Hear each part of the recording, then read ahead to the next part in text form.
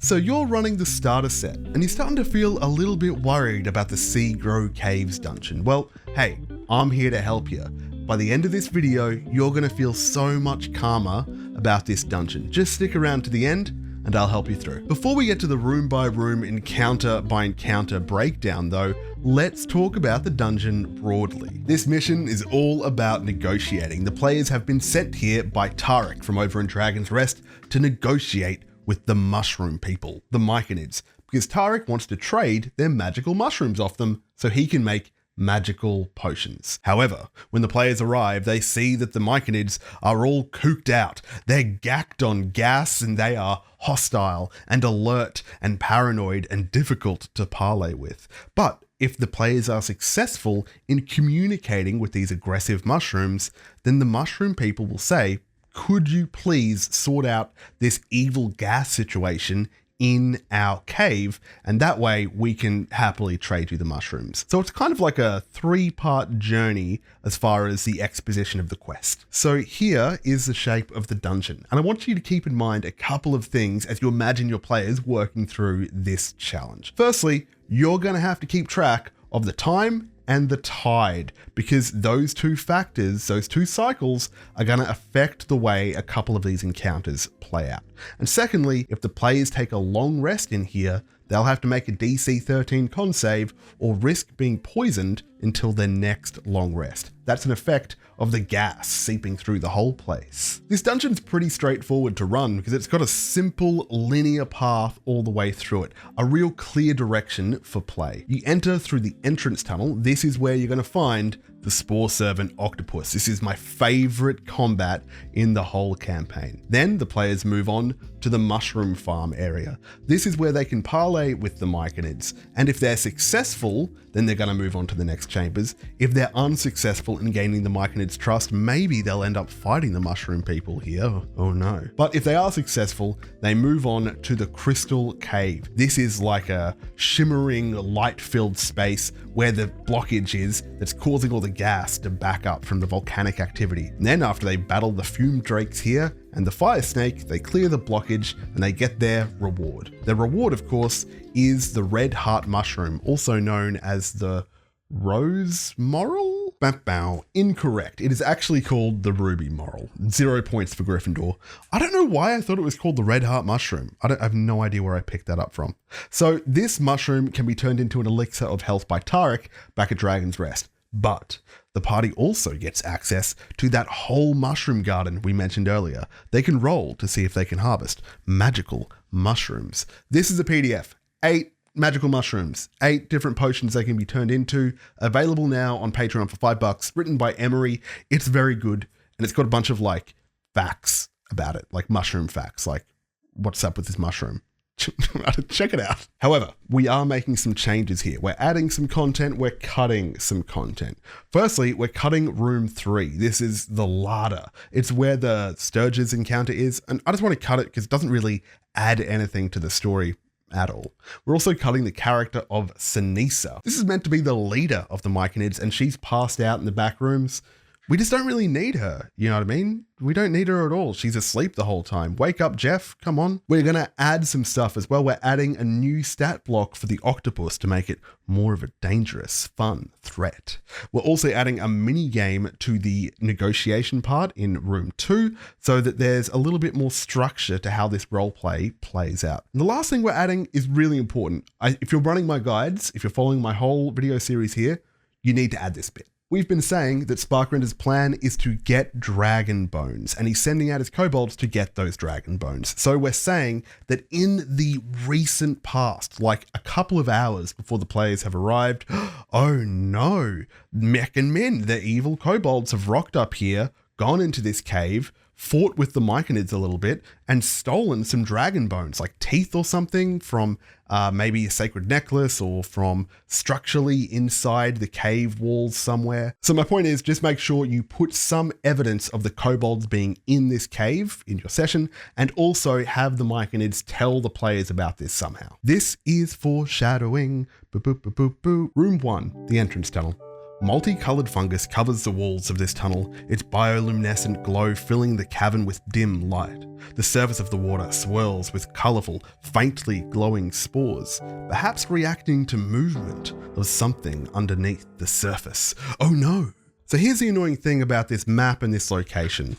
There are two states to this first room, high tide and low tide. And what we've got in this map as illustrated is high tide. There's actually like stairs and some kind of structural elements below the water, but we don't get to see what that is. So you need to be aware, are your players rowing the boat in at high tide, or are they walking down the cliff face at low tide? If they're walking down the cliff face at low tide, you need to imagine what this space is going to look like. But the real question is, how do these tides affect the combat with the octopus? Because here is where they face the Spore Servant Octopus, the undead guardian of the myconids. But is it more effective in tall water or short water? Are the players better off waiting for low tide so they can get an easier fight against the octopus? Well, let's find out. Here's the new stat block as I'm imagining it. Use all the same numbers, but you give it a few new abilities. Let's modify its basic attack so that when it hits a party member, they are automatically grappled. They don't get a contested roll to see if it works or not. You are hit, you are gripped. That's what happens with the octopus. And when it grabs you, if it's in the water, it's going to plunge you underneath the water. So now you are suffocating. Ha ha ha ha. Look those rules up. And also you are swimming while fighting. Ha ha ha ha. Look those rules up. It's going to put this situation to the octopus's advantage. We're also giving it a special attack when it has two people gripped. If it has two people gripped, because it has so many legs, it can grab a lot of things, then instead of just attacking one single creature with its tentacles, it can slam those two creatures together. This will replace its regular attack, and it's like it's making a single attack on each of them. Wha-bam! And if you really want to play in hard mode, you can give the octopus a legendary action, which means once per round, at the end of somebody else's turn, it can attempt to grab somebody with a contested roll. And it gets a legendary resistance. Just one. Room 2, the fungus farm. This 50-foot high cavern is a forest of multicolored fungi, ranging from tiny filaments to tree-sized mushrooms. A natural staircase of stone columns along the east wall leads up 10 feet to a higher cave area in the north. Water burbles down from that upper cave and collects in a large pool.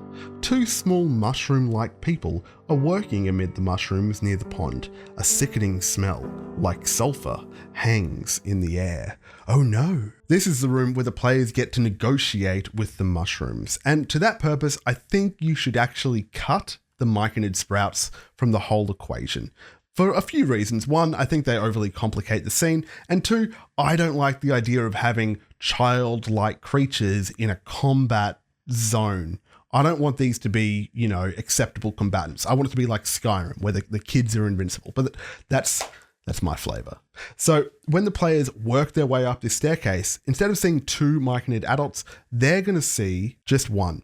And this is your stand-in for the leader of the myconids. Whoever you decide this character is, they are your voice, your mouthpiece for this whole colony. And these myconids are telepathic. They communicate by releasing spores that when they are inhaled, they create a telepathic link between you and the creature, which is kind of weird. It would be just a lot easier if they spoke. If you want, just make them speak. That just makes more sense, I guess. And role-playing this mushroom boy is why this cave is so complex for new dungeon masters, why you might be feeling overwhelmed, because it's hard to reconcile. You've got this character's motivation of being frazzled and on edge and aggressive and really, really paranoid. But then you have your own personal goals for the dungeon. Your goals being, I want to have a productive session where the players don't kill all the NPCs in the cave. So how do you make sure that your players do want to negotiate with this aggressive character? Well, this is why I came up with a little bit of a mini game for this situation. You got to start off by directly communicating with the players these two facts. Firstly, we are doing a skill challenge, players. I need you to get 3 successes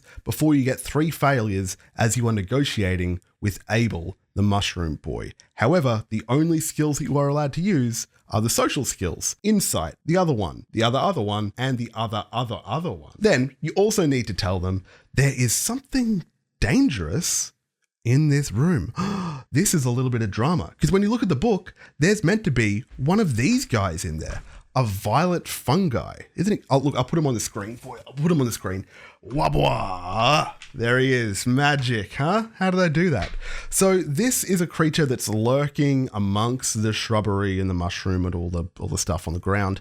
And the book just wants this to randomly attack a player and initiate combat, which would derail the conversation. We don't want that. So we're going to say, players, I am rolling a threat dice. I have a D6 in front of me, and I'm going to roll it at regular intervals throughout this conversation. When it lands on a 1, something bad is going to happen. And when it does land on a 1, I would roll every time one of the players rolls an ability check. When it does land on a 1, that player gets stung by the violet fungus. This gets stung by this. Do not roll initiative though. This isn't combat. We're not disrupting the flow of this conversation. Instead, you're just giving this violet fungi 1 round to attack that player. And after it does so, much like a bumblebee, it dies. It's one and done, baby. This is just a way to whittle down the player's resources before we get into the boss fight in a couple of rooms. And as you're doing the back and forth conversation between Abel the Mushroom and the party, this is where you disseminate your exposition. This is where you can say, hey, the other night, these kobolds came in and they stole a bunch of dragon bones and did some damage and left. You remind me of those. You're probably up for no good as well. And you can also say, oh man, I'm sorry I'm being so aggressive. I just feel so angry since all this gas came in. Oh, it's really messing up with my senses. You can disseminate all kinds of information in this way. And when it comes for a personality for this character of Abel, I play him as a friendly sounding but aggressive mushroom person. So he might say something like, oh, hey there, buddy. I see you've just wandered into my cave without being invited. How very forward of you. However, I might just have to ask you to leave immediately. Otherwise, I'll have to do some kind of violence onto you. Oh, I'd hate to have to cave in your skull. It's a weird line to tread between likable, but also aggressive. And don't forget that Tarek gave them the big bag of like smelly offcuts and stuff. And if they offer this to the myconids, they love that stuff and it will give them advantage on their charisma checks during the skill challenge. But here's something a bit stressful about this situation. What if the players fail the skill challenge? I mean, even if you set the numbers at super easy, you guys just have to beat an 11 each time on every roll.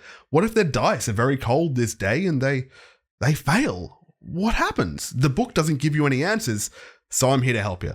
I think that if they fail the skill challenge, then the myconids will attack. And this is the exact same thing that will happen if they decide to go hostile and the myconids unprovoked. If they are fighting the myconids, here's how to resolve it. They're fighting Abel in that first room, and it's just like 1 versus the party. They're going to demolish Abel, right? But then there are other myconids in the other room, 6 in total. 4 of them are hurt, right? 4 of them are on half health because they're sick, okay? But the other 2 are at full health. These myconids are going to come out 2 at a time, 2 each round. They're just going to pile out and start fighting the party. This is something where it's meant to be, look, we are here to negotiate and get mushrooms. We failed the negotiations. Quick, just try and get as many mushrooms as you can and we'll bail out of here. Now, the players probably could beat all of the mushroom people, but I doubt it. This is a situation where I would be expecting them as a dungeon master to flee. And as I was describing the combat, I'd be describing it as overwhelming odds and, you know, just making it sure that their characters know at least that, hey, this is a tough situation. Room number 4, the circle chamber. 6 clusters of giant mushrooms are arranged in a rough circle around the cavern. Several human-sized mushroom folk stand in a circle in the center of the cave. The smell of sulfur is stronger here. So there are 6 myconids in here. 4 of them are injured. I would count them as being at half health for the purposes of combat, and 2 of them are at full health. This room just exists so you can demonstrate to the party, look, this smell of sulfur, this gas in this place is really messing up the mushroom boys. This is where the character of Abel can point to the crystalline cavern just across the way and say, well, I think all the trouble's coming from in there. We don't like to go in there because it's all kind of shiny, and when we get into direct sunlight, we perish in a most painful way. That's because the mushroom folk, if they spend an hour in direct sunlight, hey, they die. But this is a point where you should be paying attention to what time of day is it? Because I would say if it's nighttime, then the party could, with a good charisma check, convince Abel to go in there to the crystal room and help them in the fight, which I think it would be quite fun to have a mushroom friend on your side. Room number 5 is meant to be Sinessa's sanctum, but we're going to cut that content, keep the room there, but just leave it as a very special spot for the ruby moral, the red heart mushroom, to grow. Number 6, the crystal cave. The air in this cave is choked with thick smoke that assaults your nostrils with a pungent odor of brimstone. Strange, flickering orange light illuminates the smoke. This area is free of fungal growth. Instead, crystals grow from the rock. To your right, a large cluster of purple crystals juts from the stone, and on the far wall, a glowing crystal wedged into a fissure in the cave wall seems to be the source of the orange light. Streaks of soot trace a path along the cave walls between the purple crystals and the fissure. So this is a bright place. If you have any characters that are sensitive to sunlight, if it's daytime in here, then this place is lit up, right? It's like a house of mirrors, very bright, and on the floor is a blanket of misty fog because that orange crystal over there in the distance, wedged between this fissure, is blocking some volcanic activity from below and causing the whole place to flood with smoke. If that crystal were removed, that would solve this whole situation because then the smoke, the gas, could just filter up through the vents. Like the natural vents. I don't know. I'm just trying to run Dungeons and Dragons over here. I ain't no engineer. But hey, this room does have a really important purpose in our version of Dragons of Stormwreck Isle. Because recall back in Dragon's Rest, what did Runara say to the players? She said, hey, if you find any kind of crystal or something that reflects light really well, I could fashion it into a key to repair the Bridge of Light. So players, please keep an eye out for anything that could be, kind of crystal-like. Well, hello. Here's a cave full of crystals. The players are probably going to take a crystal with them and that will satisfy the requirements for that quest. But in this room is the boss battle of this whole dungeon. First, we're going to face 2 fume drakes that are skulking beneath the blanket of toxic fog. Now, they're not hidden. They're not getting a surprise round unless you want to play on hard mode. But just for drama, having them pop up is really exciting. Here are the stats for a Fume Drake and how you should use them. These creatures have a breath weapon which can recharge. The way a recharge ability works is at the start of every one of their turns, they roll a d6, and if they get one of the numbers listed on the ability, then they get the charge of that ability back. So they can do it again, but they start with it already charged. So round 1, what you want to do is use the breath weapon on the players. Catch as many of them as you can. It might only do an average of 4 damage, but at level 1, that is actually quite painful. And there's something else in this stat block that you might miss. When these creatures die, they explode. So just keep that in mind. If they're killed by a melee character, they're going to explode and really soften up the party a little bit more. Because this is a 2-part boss battle, potentially. Because over on the far side, this red crystal blocking the fissure is an anachronistic element from the plane of fire. It apparated here and is causing all this problem. And this thing is actually the egg of a fire snake. I would say that the crystal itself is completely see-through, but they can see a swirling fire of a snake inside it, right? We don't want the players to not know what they're getting into when they break this open. Now, I would allow a few spicy options here. You see, our friend The Book just wants the players to smash that thing. But if the players instead want to cover it in oil and Nutella and try and wiggle it out of place to dislodge it, I would allow that. In fact, I let one of my players do that, but I made her roll a DC 22 strength check to rip it out of the wall without breaking it. And she succeeded. So they just harmlessly put it aside. Job done. Didn't have to fight the snake. But the second group I ran this adventure for, they had a completely different solution. You see, they were still in combat with the 2 fume drakes when one of them decided to run up to that red crystal and smash it, right? No check needed. You hit it, you break it. That's crystals for you. But the problem is, I imagine those fume drakes that were still alive, still in combat, I imagine they're somehow tied to that gas. And if they vent this poisonous gas out of the room by smashing the crystal, what does that do to the fume drakes? What I said in the moment was, because these creatures are powered by the gas, they now have disadvantage on all of their rolls, and every roll against them has advantage because they're being like sucked out of the room like a fart. The The Fire Snake combat is pretty straightforward with the exception of its heated body ability. If anybody hits it while they're within 5 feet of this creature, they take 1d6 damage, so don't forget that. And after the combat is done, the gas is gone, the players have their crystal to give to Runara, Abel's feeling a lot better, and he speaks to the players and goes, "Oh, I'm sorry about all the things that I said to you earlier. Oh my goodness, I was such a bad host. Oh, please accept my apology and have this ruby marl. It's our most prized possession. Also, you're able to pick whatever you want from the garden out yonder. I love you," and then he can give them a hug. And don't you feel so much better now about running this dungeon? It was so stressful before, but after we simplify a bit, we cut some content, we add structure where necessary, it just feels so much more manageable, doesn't it? You know what really stresses me out? Random encounters. That's why I had to devise the relevant encounter system. This will explain every random encounter in Dragons of Stormwreck Isle and completely revolutionize the way that you run random encounters. Check it out. It's a fun video.